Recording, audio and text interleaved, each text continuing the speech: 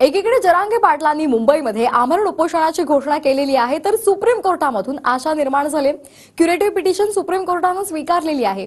24 जानेवारीला सुनावणी आता होणार आहे आणि आता 3 शक्यता आहेत. पाहूया टीव्ही 9चा या संदर्भातला स्पेशल रिपोर्ट.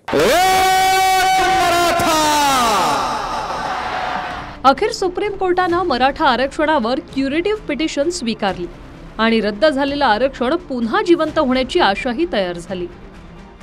क्युरेटिव्ह पिटिशनवर सुप्रीम कोर्टात 24 जानेवारीला सुनावणी होणार आहे. 4 न्यायमूर्तींचं खंडपीठ क्युरेटिव्ह पिटिशनवर सुनावणी करेल.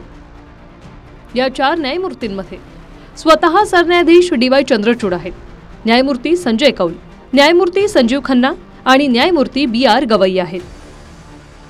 क्युरेटिव्ह पिटिशनचे याचिकाकर्ते मुख्यमंत्री एकनाथ शिंदे आणि मराठा क्रांती मोर्चाचे समन्वयक विनोद पाटील आहेत. तर क्युरेटिव्ह पिटिशनच्या विरोधात सदावर्तेंच्या पत्नी जयश्री पाटील आणि इतर आहेत. क्युरेटिव्ह संदर्भात माननीय सर्वोच्च न्यायालयाने आज भाष्य केलेलं आहे. येत्या 24 जानेवारी रोजी सुप्रीम कोर्टाने परत एकदा सुनावणीसाठी क्युरेटिव्ह पिटिशन ठेवलेली आहे. याचा अर्थ असा की क्युरेटिव्ह पिटिशन सुप्रीम कोर्टाने नाकारलेले नाही, तर सुप्रीम कोर्टाने स्वीकारलेले आहे. यामुळे मला विश्वास आहे लवकरात लवकर याच्यामध्ये सुनावणी होईल व मराठा समाजाला हक्काचं आरक्षण मिळेल. क्युरेटिव्ह पिटिशन सुप्रीम कोर्टाने स्वीकारली. आता 3 गोष्टी होऊ शकतात. 24 जानेवारी सरन्यायाधीशांच्या चेंबरमध्ये खुली सुनावणी घ्यायची का हे ठरेल. खुली सुनावणी घेण्याचं ठरलं तर 24 जानेवारी नंतरचा येणारा शुक्रवार म्हणजे 26 जानेवारीला किंवा 27 जानेवारीला पुढची तारीख कळेल.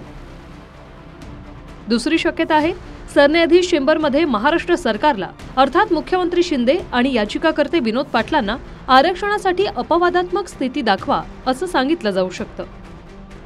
कारण आरक्षण रद्द करताना 50% वर आरक्षण देण्यासाठी अपवादात्मक स्थिती नाही असं सुप्रीम कोर्टाने म्हटलं होतं.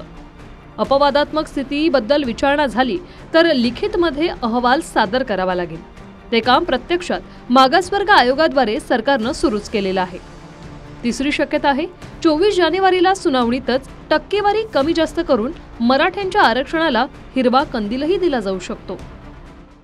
कायदे तज्ञांची फौज उभी करून सर्वोच्च न्यायालयाला काही गोष्टी लक्षात आणून देण्याचा प्रयत्न करणार आहोत. मोठ्या प्रमाणात कायदे तज्ञांना बरोबर घेऊन चांगले वकील लावून वारंवार दिल्लीमध्ये जाऊन नीट डिस्कशन करून सर्वोच्च न्यायालयाने ही जी संधी दिलेली आहे क्युरेटिव्ह पिटिशन ऐकण्याची, त्याचा महाराष्ट्राचं मान्य एकनाथजींच्या नेतृत्वाखाली असणारं सरकार या संधीचा फायदा घेईल. मला आशा वाटते की जर नीट मांडणी झाली तर सर्वोच्च न्यायालयाने फेटाळलेलं आरक्षण हे पुन्हा एकदा मराठा समाजाला मिळू शकतं. क्युरेटिव्ह पिटिशनद्वारे मराठ्यांचं रद्द झालेलं आरक्षण पुन्हा मिळालं तर पुढे काय तेही पाहूया. आता जर निकाल बाजूला लागला तर मराठा समाजाला दिलेलं शिक्षणात 12% आणि नोकरीत 13% आरक्षण तात्काळ लागू होईल. सुप्रीम कोर्टानं आरक्षणाला हिरवा कंदील दिल्यास पुन्हा मराठा आरक्षणाला आव्हान दिलं जाणार नाही. क्युरेटिव्हच्या सुनावणीत आरक्षण मान्य झाल्यास तात्काळ मराठ्यांना SEBCच्या जात प्रमाणपत्राचं वाटप सुरू होईल. भरती प्रक्रिया संदर्भातील जी प्रकरणं विविध कोर्टात प्रलंबित आहेत त्याही आपोआप निकाली निघतील. मान्य सर्वोच्च न्यायालयाने या ठिकाणी क्युरेटिव्ह पिटिशनवर निर्णय दिलेला आहे. म्हणजे त्यांनी आपल्याला एक विंडो ओपन केलेली आहे आणि ते आपल्याला 24 जानेवारीला ऐकून घेणार आहेत. ते आता आपण सर्व परिपूर्ण करत आहोत. कुठेही आपण त्या ठिकाणी कमी पडणार नाही आणि नंतर हे क्युरेटिव्ह पिटिशन ऐकल्यावर आपल्याला 100% आरक्षण हे या ठिकाणी मिळणारच आहे. मी आपल्याला सांगतो, दाव्याने सांगतो. सुप्रीम कोर्टामध्ये या संदर्भात चांगल्या प्रकारे जे आहे चर्चा करता येईल आणि त्यातून ज्या त्रुटी मागच्या वेळा आढळल्या आणि सुप्रीम कोर्टाने जो अडथळा निर्माण केला तो अडथळा सुप्रीम कोर्टच दूर करू शकेल. आणि ते जर झालं तर मग आम्ही म्हणतो त्याप्रमाणे त्यांना वेगळं आरक्षण संपूर्ण मराठा समाजाला निश्चितपणे मिळेल. क्युरेटिव्ह पिटिशन स्वीकारणंच मराठ्यांसाठी मोठी बाब आहे. कारण पिटिशनच फेटाळली असती तर पुन्हा सुनावणी वगैरे काहीच झालं नसतं. आता 24 जानेवारीला सरन्यायाधीशांच्या चेंबरमध्ये काय ठरतं त्यावर SEBCच्या आरक्षणाचं भवितव्य असेल. ब्युरो रिपोर्टसह पंकज भनारकर, TV 9 मराठी.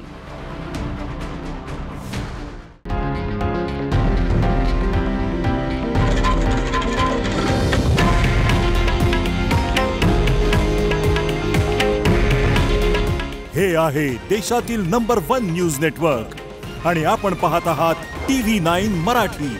काळजी तुमची, हित महाराष्ट्राचं.